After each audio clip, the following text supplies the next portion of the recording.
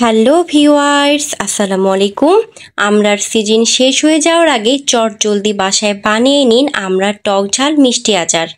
Share করব আচার ভালো রাখার সকল টিপস সহ একদম পারফেক্টভাবে মুখে লেগে থাকার মতোই দারুণ স্বাদের লোভনীয় আমরার টক ঝাল মিষ্টি আচার। আমরার আচারের জন্য আমি এখানে প্রায় হাফ কেজি আমড়া নিয়েছি। সবগুলো আমড়া এভাবে চোচা বা খোসা ছাড়িয়ে নিব। আপনারা আপনাদের ইচ্ছা মতো আমড়ার পরিমাপ বাড়িয়ে কমিয়ে নিতে পারেন। তো অফ ক্যামেরায় সবগুলো আমরা চোচা ছাড়িয়ে নিয়েছি। এরপর আমড়াগুলোকে চারপাশ থেকে এভাবে একটু হালকা করে কেটে নিব, যেন আমড়ার ভেতরে মশলা পারফেক্টভাবে যেতে পারে। তো এভাবে সবগুলো আমরা চারপাশ একটু কেটে নিয়েছি। এরপর পানিতে আমড়াগুলোকে হাতের সাহায্যে এভাবে কষলিয়ে ধুতে হবে, যেন আমড়ার যে কষটা আছে সেটা যেন বের হতে পারে। তো এভাবে হাতের সাহায্যে আমড়াগুলোকে কষলিয়ে নিব। তো এই যে সাদা পানি বের হয়েছে এটাই হচ্ছে আমড়ার কষ। তো আমড়াগুলো ভালো মতো ক্লিন করা হয়ে গিয়েছে। তো আমি এখন দিয়ে দিব এখানে স্বাদ মতো লবণ, দিয়ে দিব এখানে হলুদ গুঁড়ো, মরিচ গুঁড়ো। এরপর আমড়াগুলোকে এই মশলাগুলোর সাথে ভালো মতো মিক্সড করে নিব। আমড়াগুলোকে এক সাইডে রেখে দিব। নিয়ে নিয়েছি আমি এখানে তেঁতুল। আশা করছি আপনারা পরিমাপ দেখে বুঝতে পেরেছেন আমি কি পরিমাপ তেঁতুল নিয়েছি। তো এই তেঁতুলটা আমি পানিতে ভিজিয়ে রেখেছিলাম প্রায় 15 মিনিট। এরপর তেঁতুলটা এভাবে কষলিয়ে নিলেই তেঁতুলের যে মার বা তেঁতুলের পাল্প সেটা সহজে বের হয়ে আসবে। তো এরপর এখানে দিয়ে দিব লেবু। তো আমি এখানে একটা গোটা লেবু নিয়েছি। তো এই লেবু তেঁতুলের পানির সাথে মিক্সড করে নেব। তো এই তেঁতুল দেয়াতে আমড়ার আচারের কম্বাইনটা খেতে কিন্তু বেশ দারুণ লাগে, একটু টক, একটু মিষ্টি, একটু ঝাল। তো এই জন্যে তেঁতুলটা ব্যবহার করা। তো আমি এখানে এই চামচ দিয়ে 3 চামচ পরিমাপ চিনি নিয়েছি। সাথে দিয়ে দিব এখানে তেঁতুলের যে পাল্পটা আছে সেটা আমি ছাঁকনির সাহায্যে ছেঁকে দিব। তেঁতুল পানি চিনির মিশ্রণের সাথে আমড়াগুলোকে সিদ্ধ করতে দিয়ে দিব। এতে করে আমড়ার ভেতরে তেঁতুলের টক এবং মিষ্টি খুব ভালো মতো যেতে পারবে। তেঁতুলের টকে যে এক্সট্রা পানি আছে আমড়া সিদ্ধ হওয়ার সাথে সাথে সেই পানি শুকিয়ে গিয়ে চিনির শিরা থেকে যাবে। আচারে একদমই পানি ব্যবহার করা যাবে না, এতে করে আচার নষ্ট হয়ে যাবে। তাই এ পদ্ধতিতে আমি আমড়াগুলোকে সিদ্ধ করে নিচ্ছি। তো আমরা সিদ্ধ হতে হতে ততক্ষণ রেডি করব আচারের মশলা।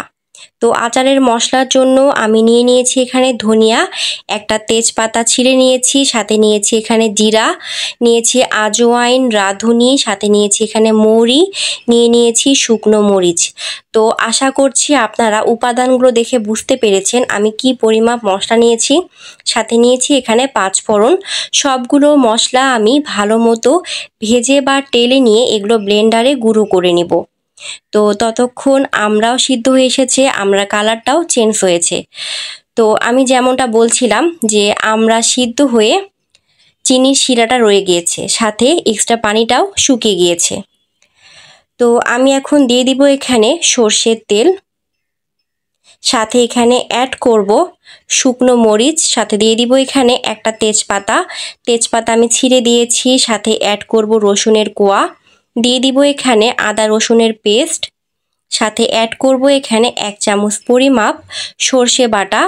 সর্ষে অবশ্যই কাঁচামরিচ লবণ দিয়ে বাটবেন, তাহলে সর্ষে তিতা ভাব থাকবে না। সবগুলো উপকরণ একসাথে মিক্সড করে চুলার হিট লো রেখে এই মশলাগুলোকে ভেজে নিতে হবে, না হলে মশলা পুড়ে যেতে পারে। তো এই সর্ষের তেল দেয়াতে এই তেল থেকে ফেনা বের হয়, তাই অবশ্যই একটু পরপর মশলা তুলে নিয়ে চেক করবেন যে মশলা কি পরিমাপ ভাজা হয়েছে। তো মশলা ভাজা যখন এ পর্যায়ে আসবে আমি এখানে দিয়ে দিব সিদ্ধ করে রাখা আমড়া, সাথে এখানে অ্যাড করব তেঁতুল আর চিনির শিরা। তো এগুলো খুব ভালো মতো মিক্সড করে আমি এখানে অ্যাড করব ভেজে রাখা মশলার মিশ্রণ, যেটা আমি একটু আগে দেখিয়েছি। তো আমি এখান থেকে 3 চামচ পরিমাপ মশলা দিয়ে দিব। মশলা আমড়ার সাথে খুব ভালো মতো মিক্সড করতে হবে, যেন মশলা আমড়ার ভিতরে ভালো মতো যেতে পারে। আপনারা যদি আমড়ার আচারের পরিমাপটা একটু বেশি করে তৈরি করতে চান, 2 কেজি কিংবা 3 কেজি কিংবা তারও বেশি আমড়ার আচার করতে চান, সেক্ষেত্রে আমি এ পর্যন্ত যতগুলো মশলা ব্যবহার করেছি এই আচারে, সবগুলো মশলার পরিমাপটাও বাড়িয়ে নিতে হবে।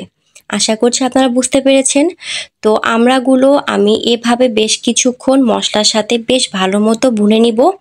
এ পর্যায়ে দিয়ে দিব এখানে বিট লবণ। তো এই আচারটা তৈরি করার সময় অবশ্যই লো ফ্লেমে রেখে আচারটা তৈরি করতে হবে, তাহলে মশলাগুলো পুড়ে যাবে। এই বিট লবণ দেয়াতে আচার দীর্ঘদিন হয়ে গেলেও আচারের গন্ধ এবং স্বাদ দুটোই বেশ ভালো থাকে। সাথে এই লবণ প্রিজারভেটিভ হিসাবে খুব ভালো কাজ করে।